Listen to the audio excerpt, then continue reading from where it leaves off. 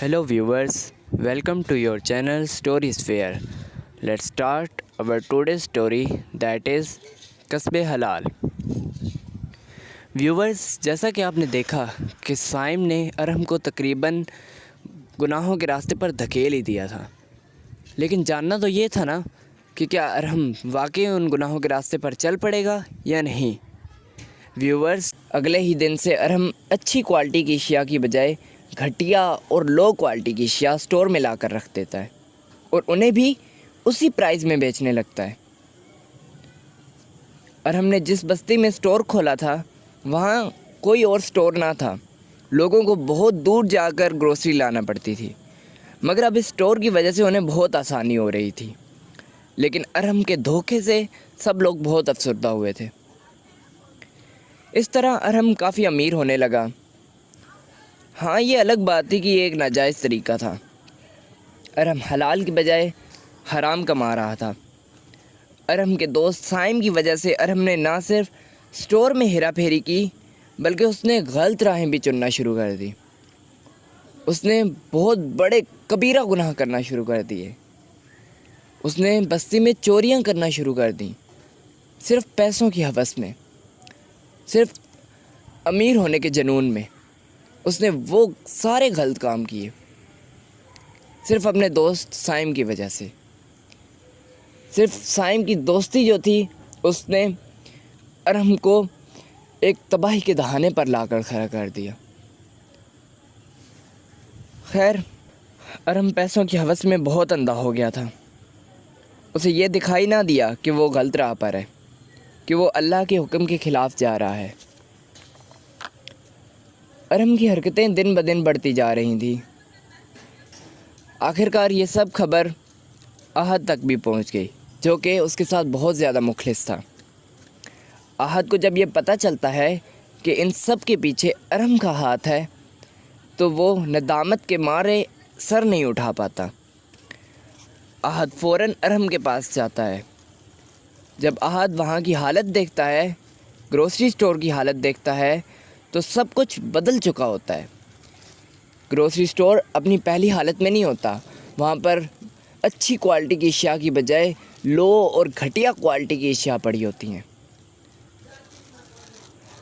आहद अरहम के पास जाता है और कहता है कि यार, ये तुम्हारे स्टोर को क्या हुआ है?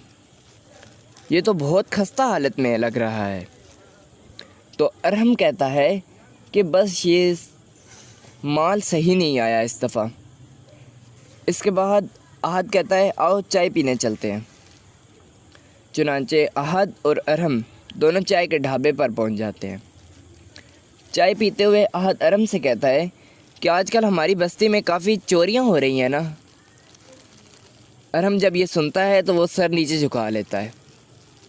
शायद उसे भी पता चल गया था कि वो किसी गलत काम पर है, किसी गलत राह पर है, वो गलत काम कर रहा है, मगर पैसों की हवस में वो अंधा हो चुका था।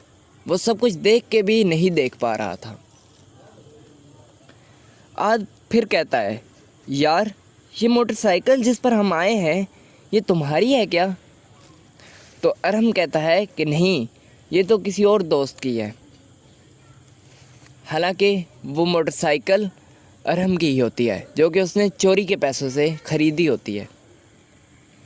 आहद ऐसे कई सवाल करता है, मगर अरहम उसे हर बार झूठ ही कहता है। आखिरकार आहद गुस्से में बोलता है, अरहम, कितना और गिरोगे मेरी नज़रों में? मैं जानता हूँ कि इन सब के पीछे तुम्हारा हाथ है।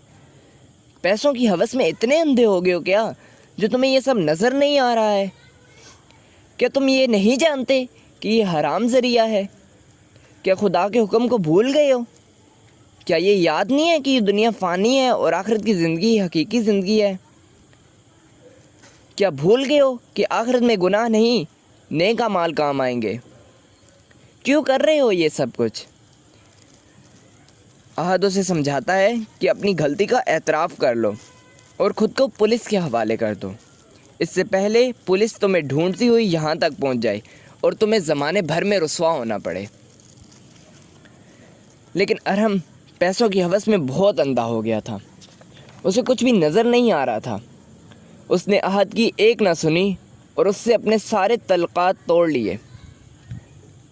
اس نے اپنے برے دوستوں کی وجہ سے اپنے اس اچھے دوست کو بھی ٹھکرا دیا جو کہ ہیرے کی مانند تھا، جو کہ اسے برائی سے ہٹا کر اچھائی پر لانا چاہ رہا تھا۔ لیکن احد نے خدا سے یہ دعا کی کہ یا اللہ میرے دوست کو سیدھی راہ پر لا، وہ بھٹک گیا ہے، آمین۔ کچھ دن بعد ارحم رات کو سو رہا ہوتا ہے تو وہ خواب میں دیکھتا ہے کہ وہ آگ میں جل رہا ہے، وہ بہت زیادہ تکلیف میں ہے، اس پر بہت ہی سخت عذاب ہو رہا ہے۔ وہ اپنے پیاروں کو بلا رہا ہے مگر کوئی بھی اس کی آواز نہیں سن رہا، وہ سخت اور دردناک عذاب میں ہے۔ ارحم کی فوراً آنکھ کھل جاتی ہے اور وہ اس خواب کو بھلا کر بھی بھلا نہیں پاتا۔ وہ بہت سوچتا ہے، ساری رات سوچتا رہتا ہے۔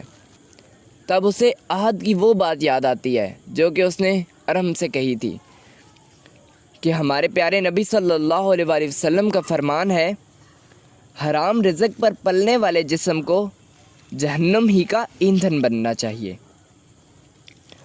تب ارحم کو احساس ہو جاتا ہے کہ اس نے کتنا غلط کیا۔ ارحم اپنے خدا سے معافی مانگتا ہے، اپنے تمام گناہوں کی معافی مانگتا ہے، اپنے سارے برے کاموں کی معافی مانگتا ہے، اور اگلے دن وہ گاؤں کے تمام لوگوں کو اکٹھا کر کے ان سب کو سچ بتا دیتا ہے کہ گاؤں میں جتنی بھی چوریاں ہو رہی تھیں وہ سب ارحم نے کی تھی۔ اس نے گروسری اسٹور میں جان بوجھ کر گھٹیا اور لو کوالٹی کا مال رکھا، صرف پیسوں کی ہوس میں۔ وہ سب سے کہتا ہے کہ میں پیسوں کی ہوس میں بہت زیادہ اندھا ہو گیا تھا، میں بہت زیادہ لالچی ہو گیا تھا، مجھے کچھ بھی نظر نہیں آ رہا تھا، میں یہ نہیں دیکھ پا رہا تھا کہ کیا چیز غلط ہے اور کیا چیز صحیح ہے۔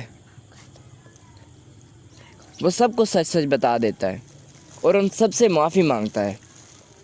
اس کے بعد ارحم ان سے کہتا ہے کہ آپ مجھے جو بھی سزا دینا چاہتے ہیں دے دیں، میں آپ کی تمام سزاؤں کو قبول کر لوں گا، مگر مجھے معاف کر دے، کیونکہ اگر آپ نے مجھے معاف نہیں کیا تو قیامت کے دن مجھ پر سخت دردناک عذاب ہوگا، مجھ سے یہ سب پوچھا جائے گا اس کے بارے میں، تو برائے مہربانی مجھے معاف کر دیجیے۔